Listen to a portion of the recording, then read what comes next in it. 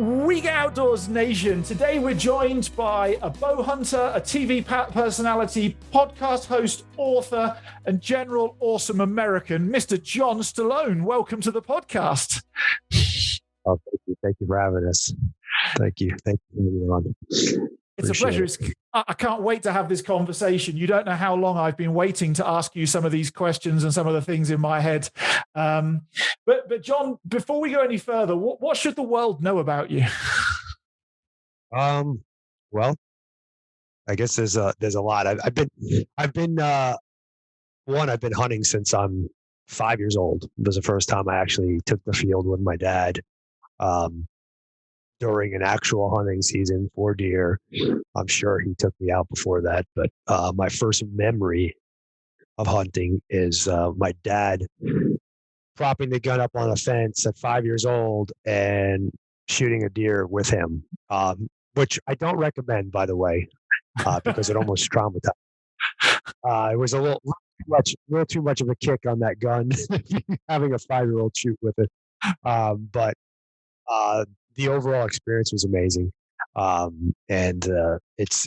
dad is the reason why I do what I do today, because he took me every morning. We'd go out before school, with the BB guns and go hunt squirrels and in Long Island. And,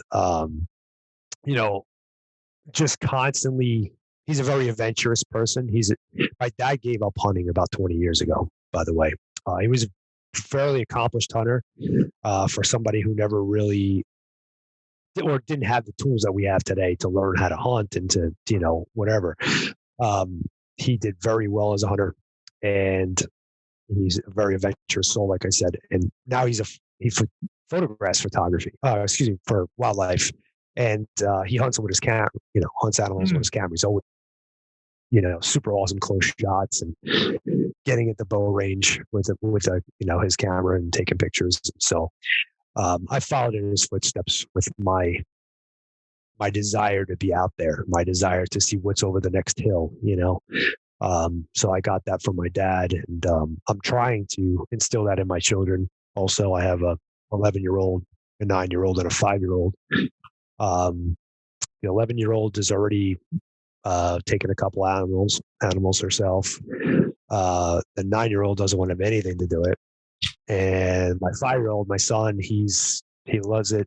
All three of them love fishing, which as a kid, I loved fishing, but I don't really, I can take it or leave it now. It's like one of those things that I'll do it just because it's okay and fun to do, and I know they enjoy it, but it's not something, I'd much rather be hunting. Yeah. If I'm gonna my get out of jail free cards with my wife, it's gonna be to go hunting. So, what is it about the hunting that puts that spark in your eye? Is it the stalk, or the kill, or the filling the freezer, or the physical pursuit? All of it. Yeah. I view hunting like a chess game.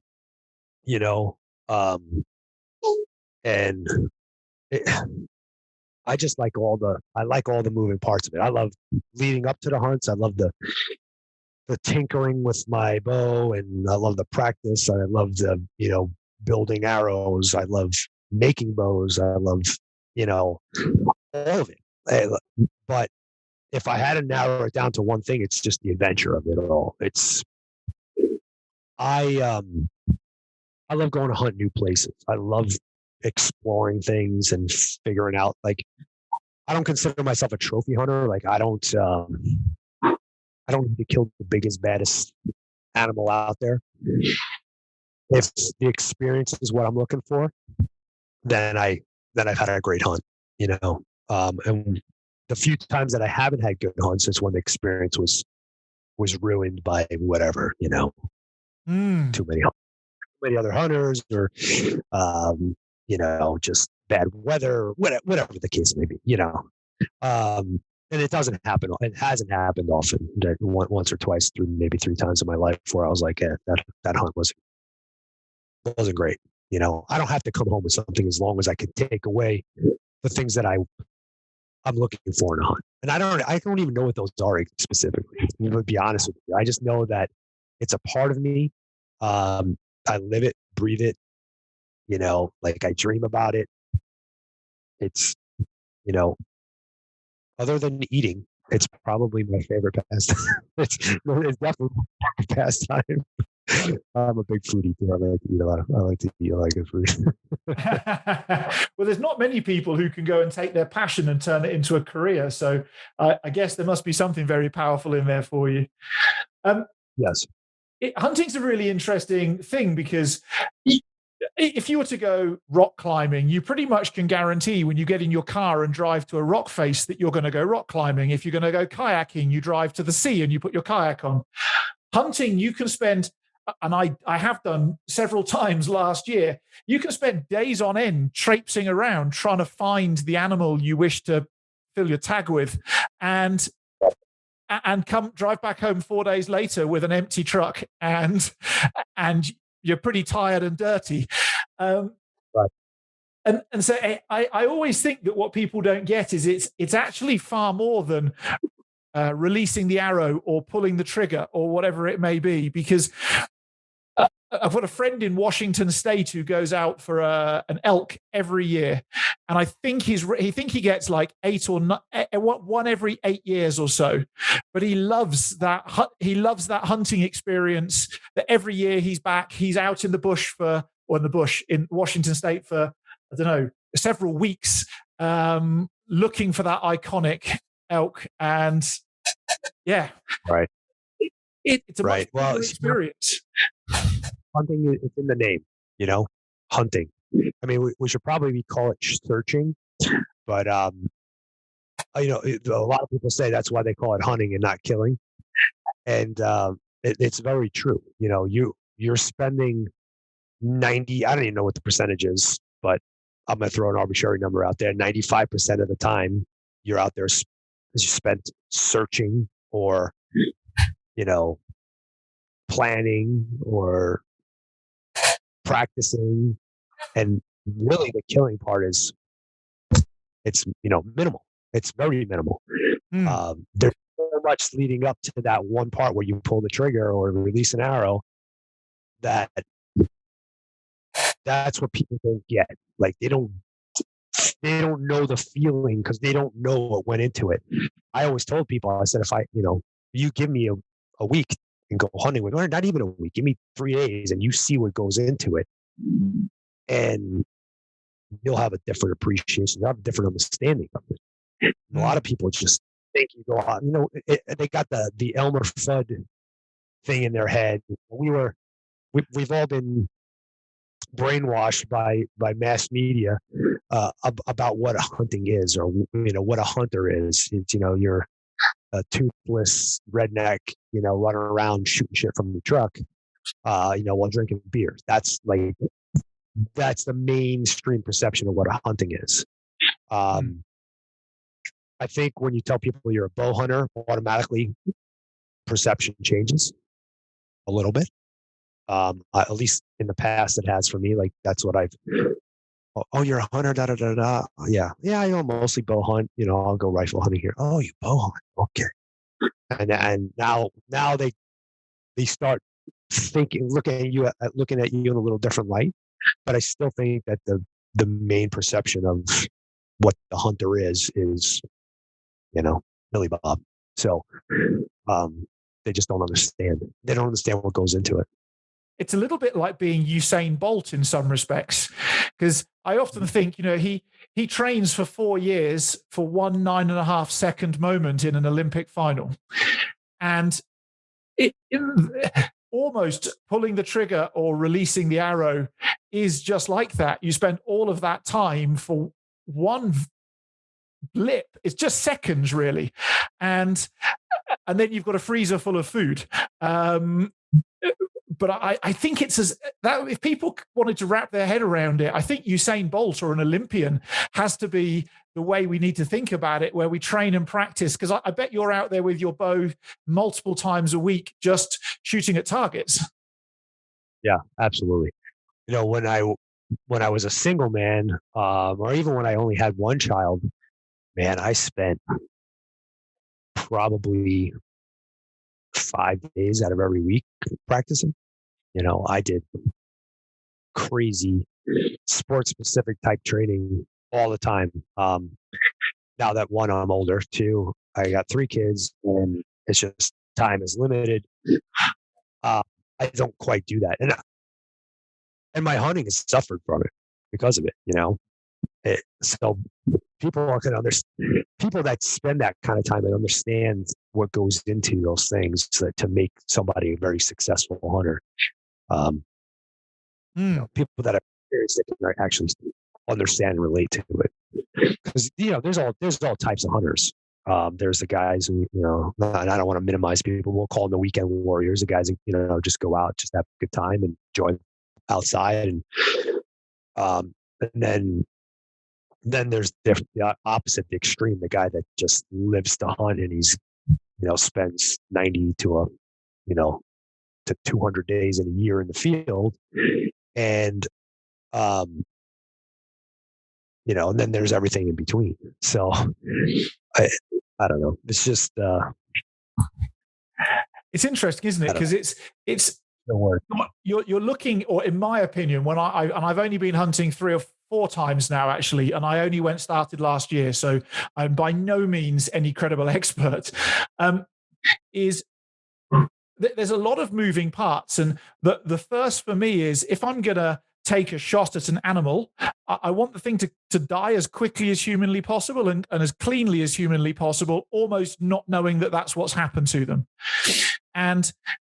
But at the same time, you have to do that when maybe you've been in the field, sleeping on the floor and hiking for days on end. So you're pretty tired, you're pretty grubby. It could often be raining. And yet you've still got to get to that one little split second where you're going to manage your emotions, manage your heart rate, and take a shot that's going to be the very, very best version of you so that you actually are not just maiming an animal unnecessarily. And I think that's what people think happens, is that the animal suffers for ages and people go out there and bugger it up, for want of a better phrase. I think that might have been true a while ago, but the folks I've been meeting recently, that's definitely not true of them. Yeah, I don't even think it was ever.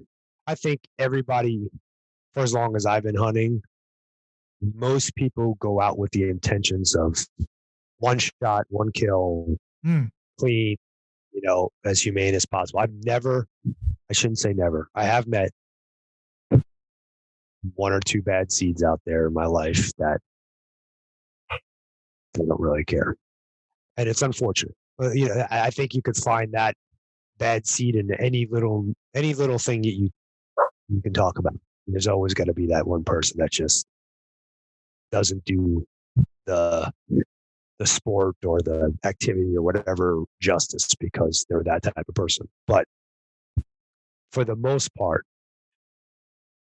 I think by far and large, that most hunters want to have the most clean kill as possible. And it shows because most people spend a lot of time, like you said, practicing, perfecting their crafts. It's not just so that they can get one. It's just so they can get one the right way, So what was it for you that took you away from the rifle and towards the bow? I don't, I think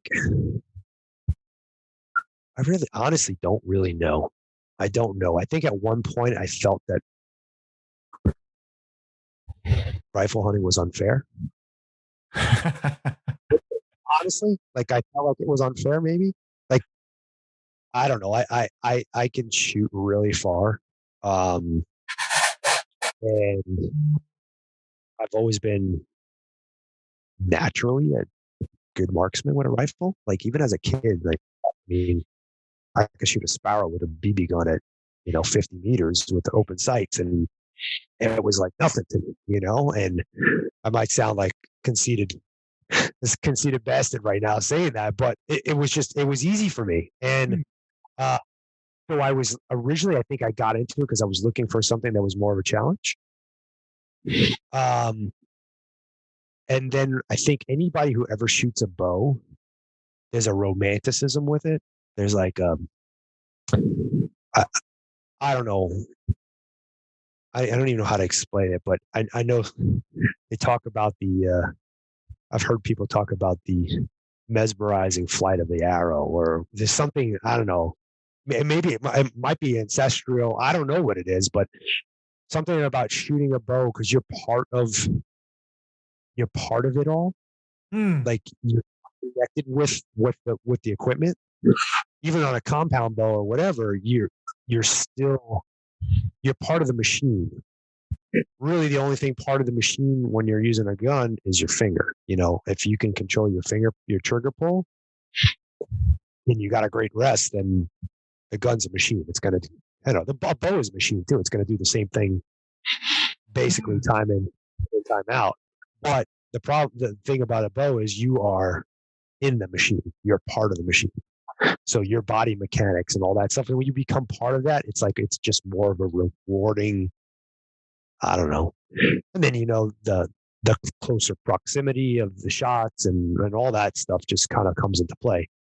But eventually I found my way back to rifle hunting also. Like I found a new love for it. I started hunting differently with a rifle in my hand. I changed my goals. I just, and then I love it again now. There was actually a point in my life, I'd say 20 years plus ago, maybe, that I kind of looked down my nose at rifle hunting. Mm. I'm not proud of it, but I did. But also in that time frame too, I was like, I wouldn't use a rangefinder. I became kind of a bow snob, for just a short period of time. But I thought that was cheating. I thought, and then eventually I won't even think about taking a shot without, well, I shouldn't say that. There's a certain range that I know I'm confident enough um, to estimate the range in my head without having to use one. But for the most part, I would. It's just more ethical. I mean, why would I want a chance of wounding an animal by not just so I could say I'm great ranger? Who gives a shit? It's like, check out the size of my penis. I don't need that. It struck me last year when I shot a kudu, which is a South African quite large deer. It's about 3/4 of the size of a horse, and a female.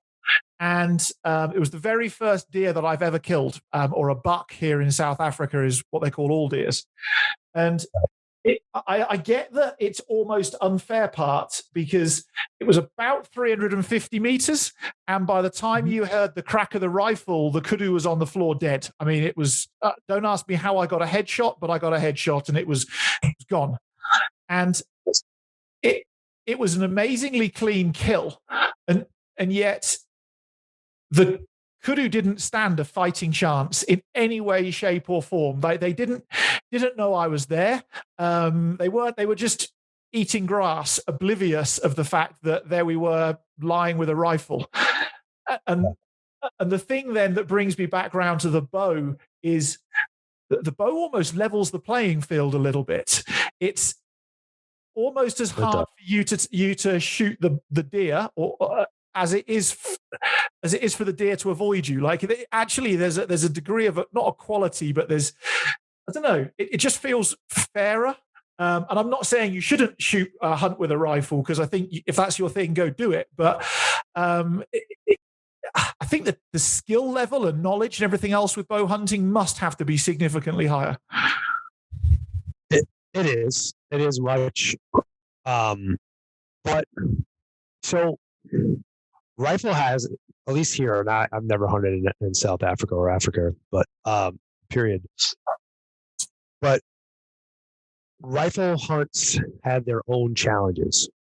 There's a lot of challenges with rifle hunting that you don't have in bow hunting. For one, the number of people out there.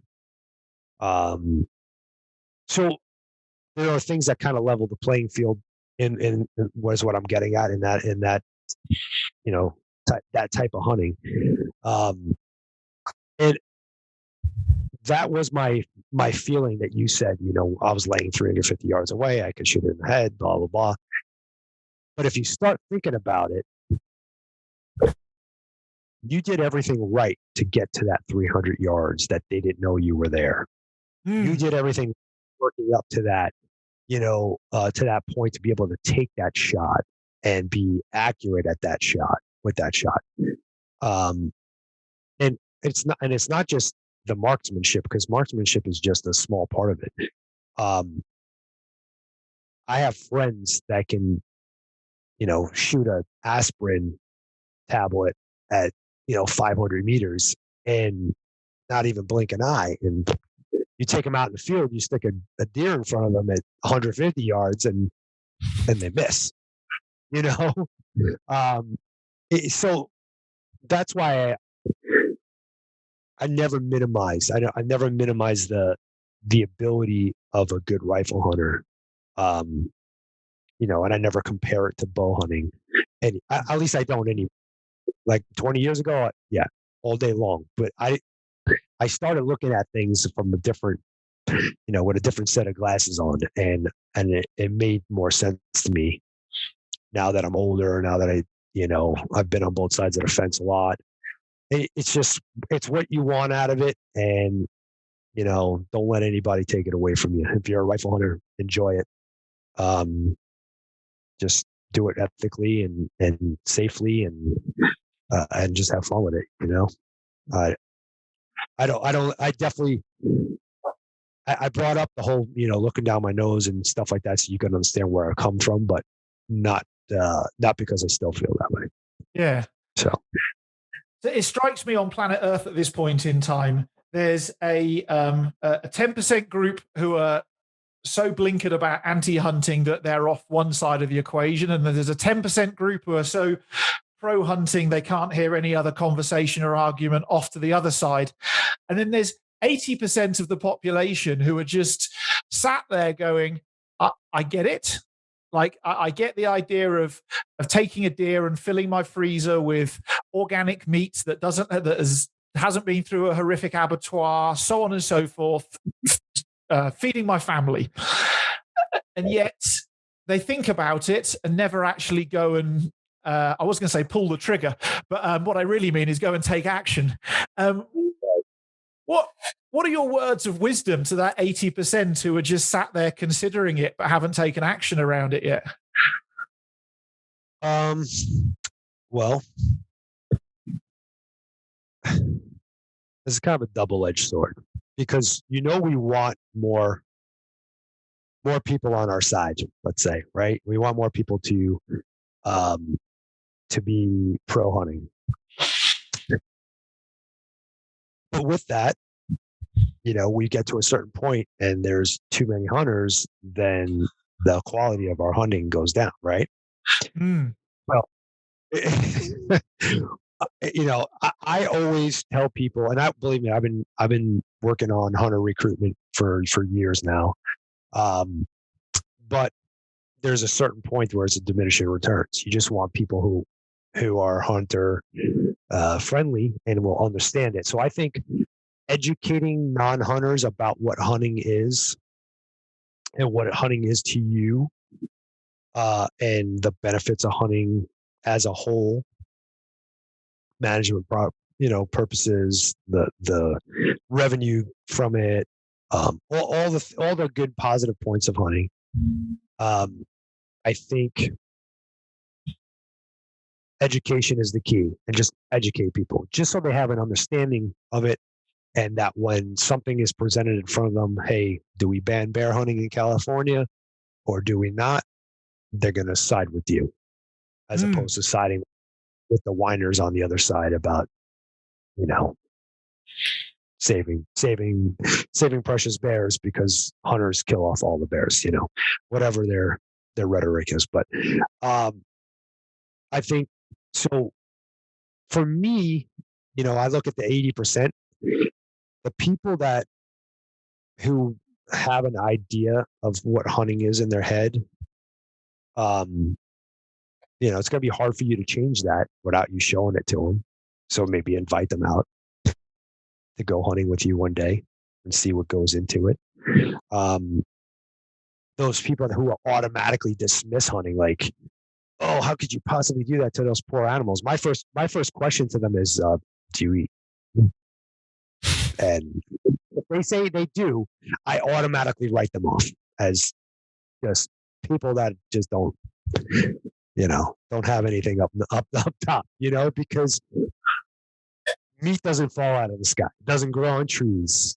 And for you to be eating meat, somebody else has got to be doing the killing for you to eat the meat. So for me, it's a hypocritical thing. Like if people that say they eat meat, and I have friends that are like that too. Like, well, actually, I got some family members even, like on my wife's side, that oh, John, how do you do that? They don't hate me for it, but they're like, oh, how do you kill the cute little deer? And that I'm like, you're saying this to me while you're enjoying a hamburger. Like, you can't do that. You're being a hypocrite. Um, those are the people that get me the worst, honestly. Like, I feel like anybody who's anti-hunting should be vegan. If they're not vegan, then shut the hell up. Like if you're vegan, I can respect you because you're taking. I mean, I don't see eye to eye with you, and I don't believe in your ways, but I respect you because at least you got the freaking cojones to take a stance. You're not doing anything that's animal related. So if that's the case, then okay, you can say that because you've earned the right to say that. But if you are eating meat, using animal products, and so on and so forth, and you still talk like that, you don't have my respect at all. That's my stance on the whole situation. I don't even know if I answered your question, but that's where I am. It's interesting you mentioned the word education. Education comes in many ways, doesn't it? There's like learning things by accident, and then there's learning things because you get taught it. And in 2019, I had what I would now describe as the misfortune of going to a place where they factory rear cows for beef, and then going to an abattoir pretty soon afterwards. And it was for another business that I'm involved in outside of the outdoors. And I felt violently sick observing the animals as they were being reared, or just, I don't even think rearing would be the word. And then the lack of respect, care, attention, and also suffering that the animals were going through to die. And it didn't turn me into a vegetarian, but it did force me to ask some questions around what are you putting in your body and what's happened to it beforehand. And honestly, when I went hunting last year, I went to observe, not to actually shoot. That was my, like, if you've seen one side of the coin, let's observe the other side. And when I saw one of my friends, PJ, take a shot and kill a buck, and it was so clean and quick and painless for everybody concerned, and it was, I won't say it was beautiful, but I can't find the word for you, but it was almost magnificent. I was like, do I really want to kill an animal myself by pulling the trigger? No. However, I actually have to accept the fact that every time I put a steak in my mouth, I'm effectively pulling the trigger. And I'm not particularly pulling the trigger in a very pleasant way, because I've seen how those animals suffer to get onto my plate. And I almost wish more people could go through that experience of like 6 months of soul searching that I went through to get to that point. Because I really don't think that people truly understand how that meat factory industry really works. And it's not pretty and it's not pleasant. And what's even really crazy and unpleasant? Do you know how many animals die every time we cultivate a field? No. To plant? Thousands. Okay. thousands of little mice and birds and all kinds of different little animals, not to mention big game animals that used to use that, you know, those areas might be dying of starvation now because or whatever.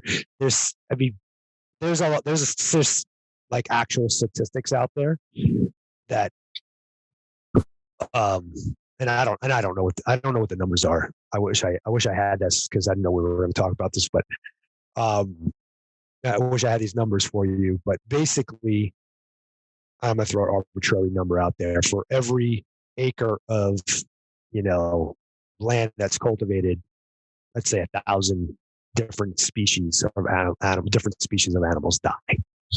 So, um, you know, people don't understand that, like, unless you're eating something that's grown in like hydroponics or something, in your basement, you are you have a hand in the death of animals. So like your chickpeas soup, or your hummus or whatever that you're eating is killing animals at some point. You know, Mm. yeah, that's just the way it is. I don't care if it's organic or whatever. Organic just means they're not using pesticides. Like, okay, so you save some bugs' lives. I mean, good for you. But Good job.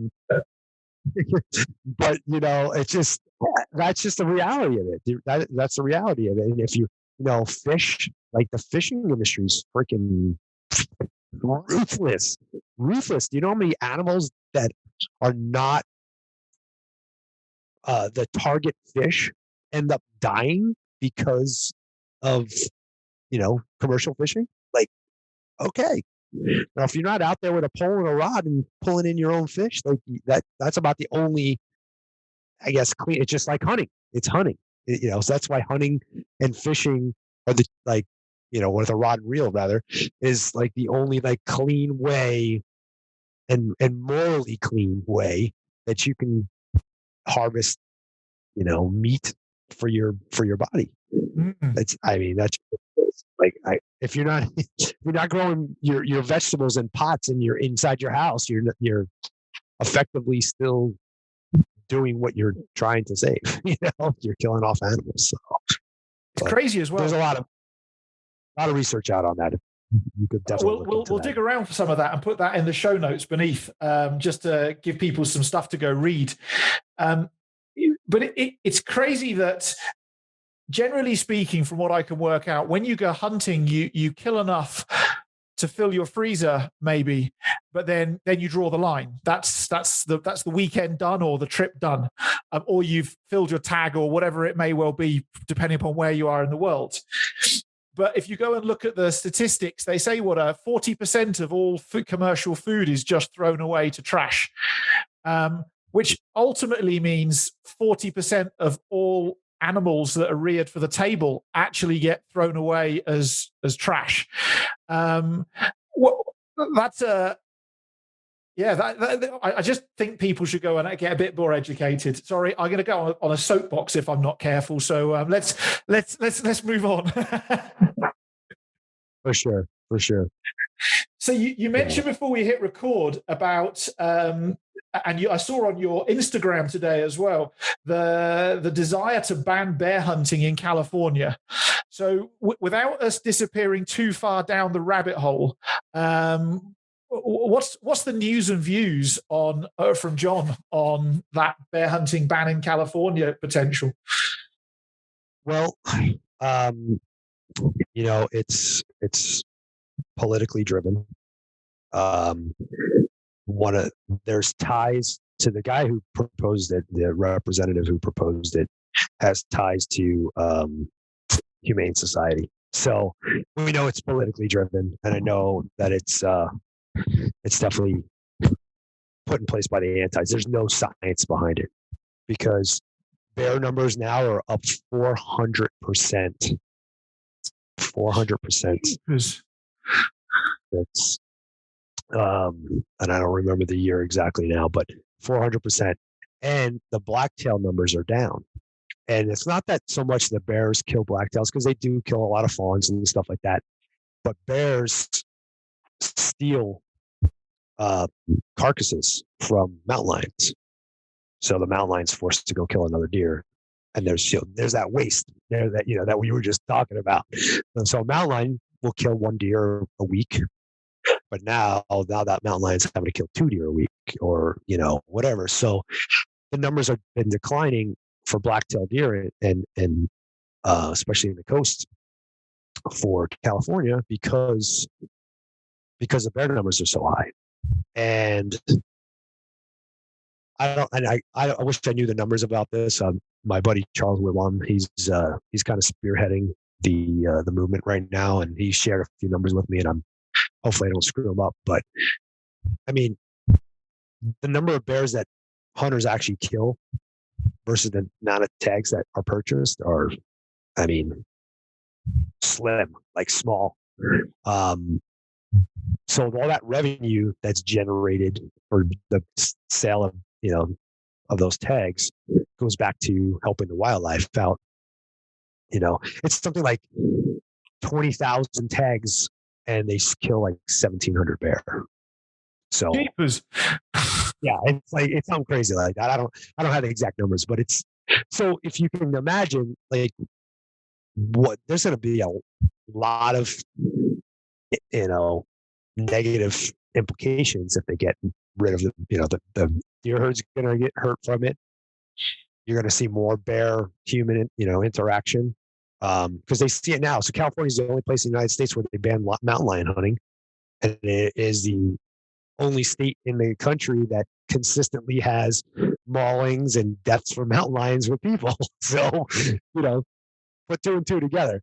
That's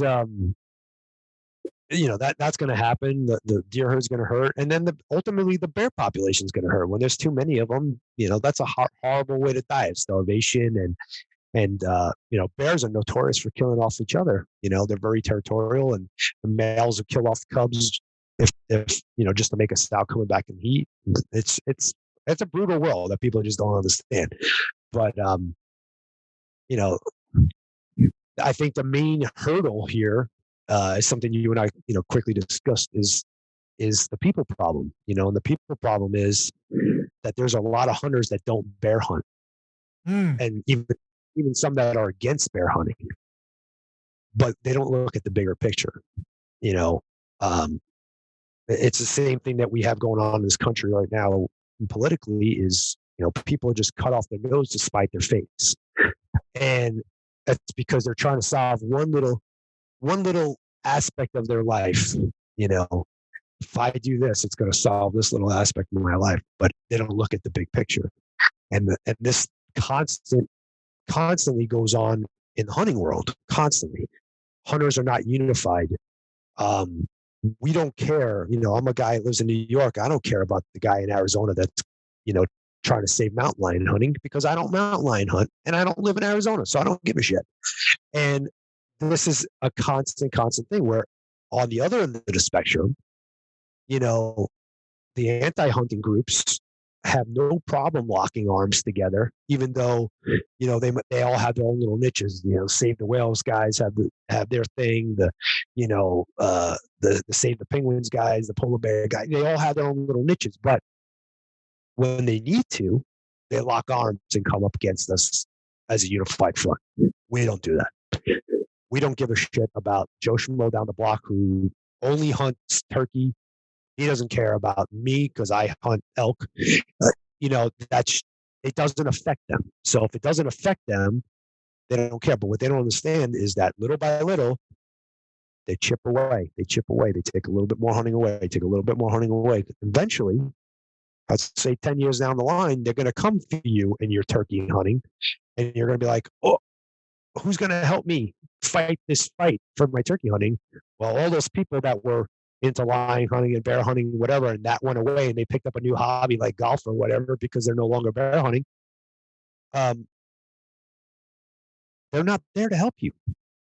There's nobody there to stand by your side, And I just think we as a group, as a community, even though it's a very individualized sport and a very there's a lot of competition and a lot of jealousy and whatever. You need to put all that shit aside. It doesn't matter if you're a bow hunter, if you're a rifle hunter, you're a duck hunter, an elk hunter, whatever. You put it aside. You support hunting.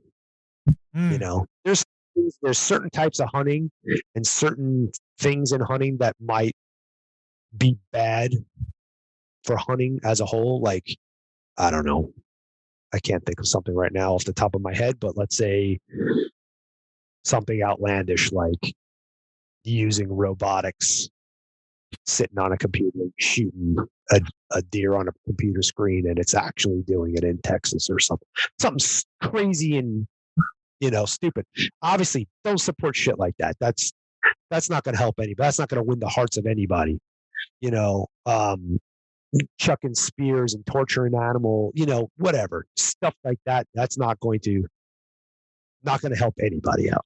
But in instances like this where the science backs bear hunting, the social benefits, the monetary, implications, all the stuff, man, there's no reason for you not to, even if you're not a bear hunter or don't like the fact that bears die, by the hands of somebody.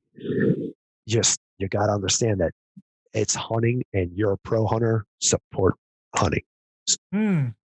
That's it. And I've been trying to put this for. If you don't, if you ban bear hunting in California, well, ultimately, in the not too distant future, we're going to have to do something around population management, which is just hunting underneath a different name.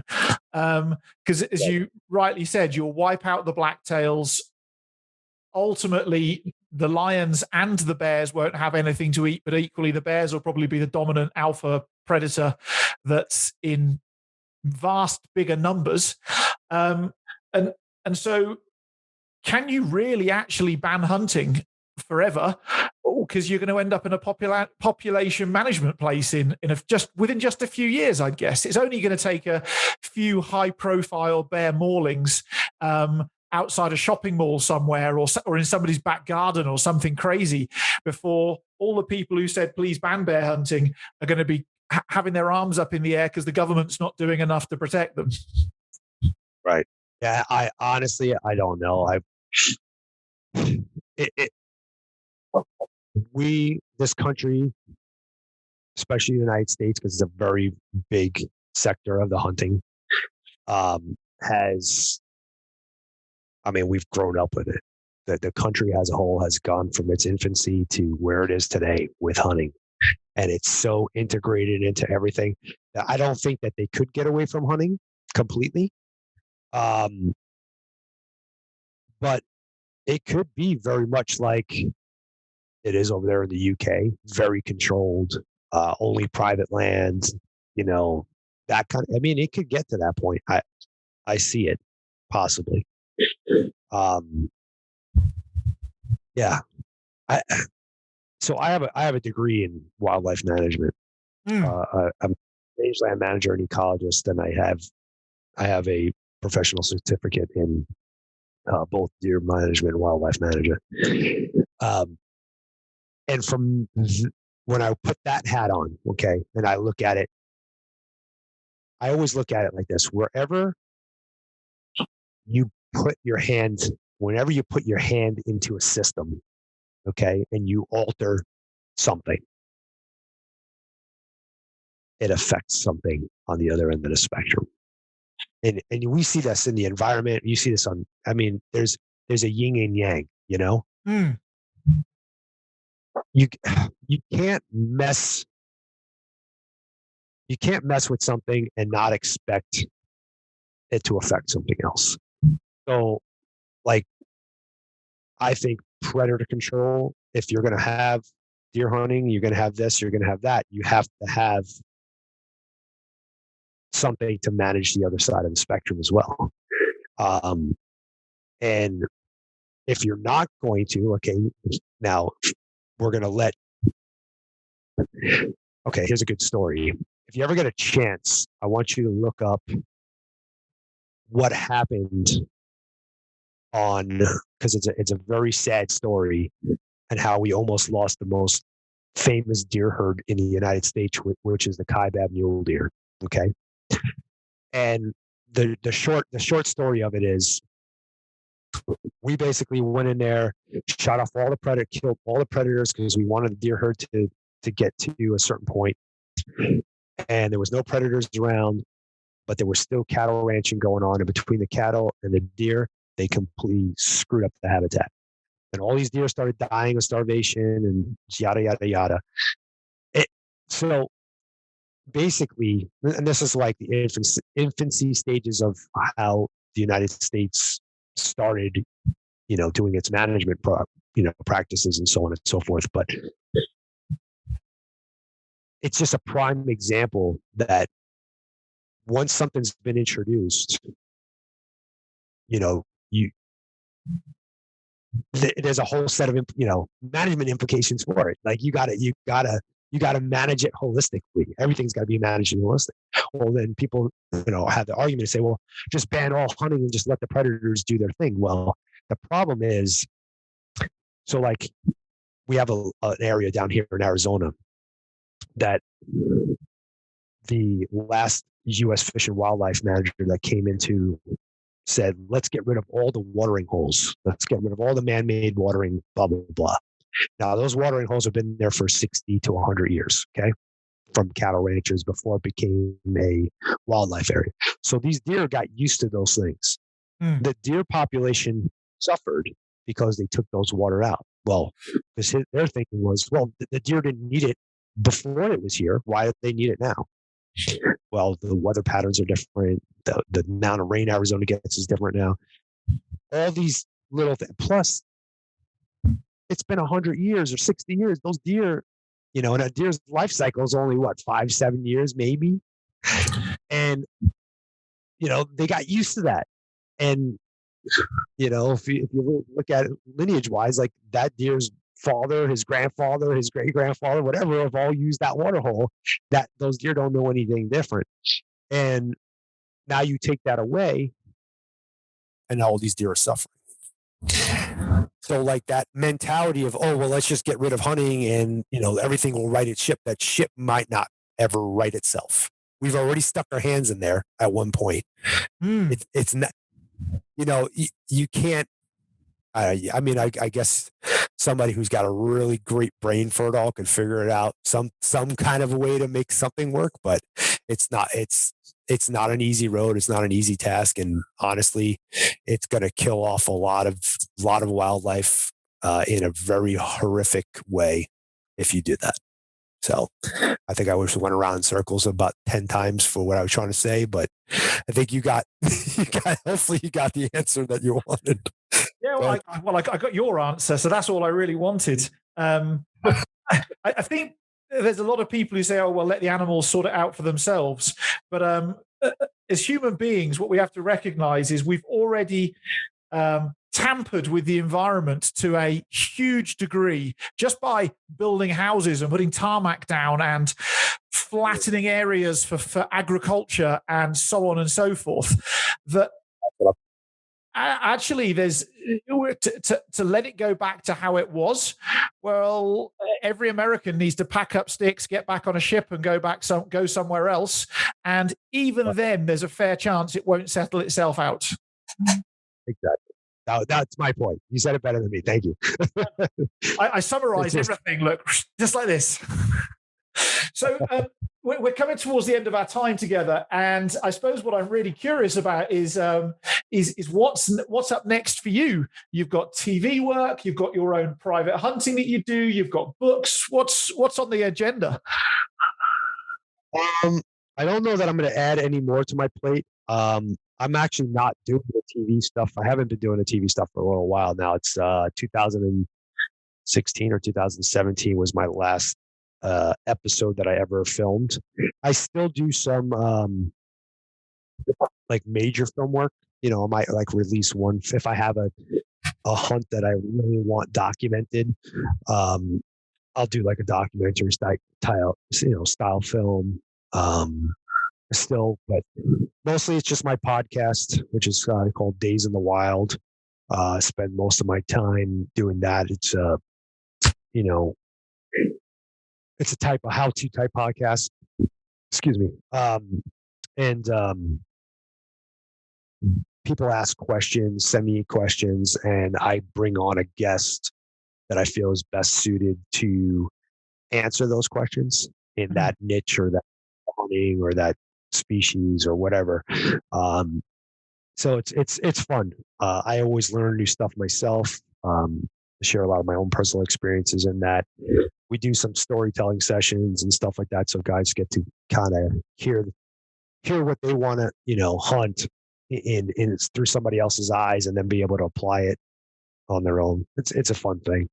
Still writing, still got my blogs and stuff like that. I don't think there's any more books on the horizon. They're a lot of work. They are indeed.